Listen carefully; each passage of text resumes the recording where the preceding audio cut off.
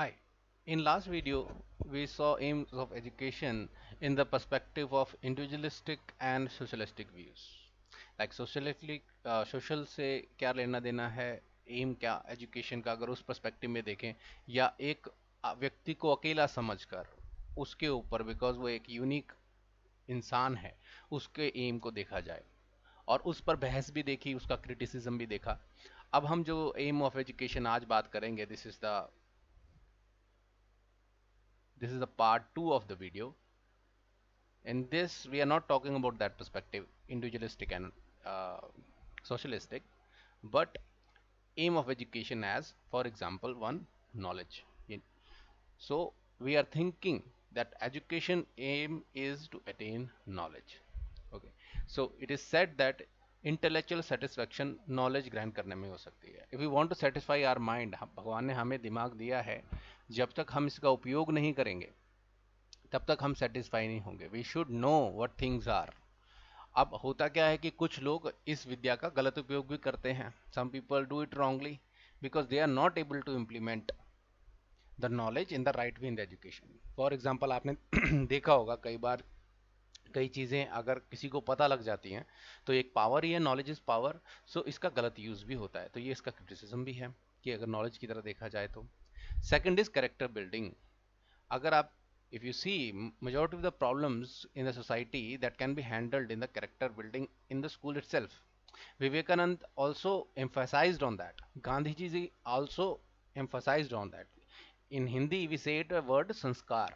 So if we provide that building of a, a citizen of any country, so automatically the society will get better and we will be able to deal with majority of the problems which we are facing right now in the society in the school itself. हम वहीं पे solve कर सकते हैं इसको अगर हम character building को focus लाएं. Now अगर आप कोई भी curriculum देखते हैं किसी भी स्कूल का, तो you think about one thing that what is in it in this curriculum for character building. आजकल तो होता ही नहीं है because we don't want to, we are getting more and more private and nobody wants to get into the character part of person, right? लोग defensive हो जाते हैं. So if we have focus on that, for example एक school है जो बोलता है कि this qualities as a character we want to build, and if a student will not allow, will not get these characteristics or will not cope with us, we will not admit him. अगर आप ऐसा देंगे तो वो उसको बहुत कुछ सीखने को मिलेगा, वो अपना कैरेक्टर बिल्ड कर पाएगा, and you are the responsible person for doing that. और आगे जब भी वो सोसाइटी के पास जाता है, एट लास्ट तो उसको सोसाइटी के पास ही जाना है, स्कूल में तो हमेशा रहना नहीं है, तो वो हेल्प करेगा सोसाइटी को. Now the third aim is very very natural, जो आजकल है vocational aim. Like what I will learn, why I am doing MBA, why I am doing engineering, where I will get job. So मेरा व्यवसायिक और business, और या फिर कह सकते हो वोकेशनल एम क्या है एजुकेशन का. इसका क्रिटिसिज्म भी बहुत होता है कि एजुकेशन सिर्फ नॉलेज के लिए इम्पार्ट नहीं की जा रही है, जो हमारा फर्स्ट पॉइंट है. हम इसमें क्या सीखेंगे, इससे मुझे क्या मिलेगा. जो हमारे जो प्राचीन जो एंशियंट फिलॉसफी है, जैसे अगर गीता में देखा जाए कि what we are, don't think about the results, okay, what you will earn, don't think about it, you should be focused right now what you are doing.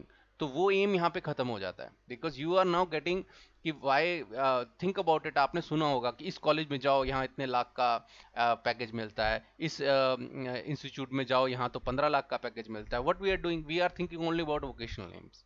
We never asked कि यहाँ पे कौन सा टीचर है, we never asked कि बच्चे को क्या सीखने को मिलेगा. तो हमारा जो वोकेशनल होम है, वोकेशनल एम रह जाएगा एजुकेशन का, तो वो उसका काफ़ी क्रिटिसिज्म होता है कि इससे तो नॉलेज नहीं हो रही है, इससे तो खाना पूर्ति हो रही है.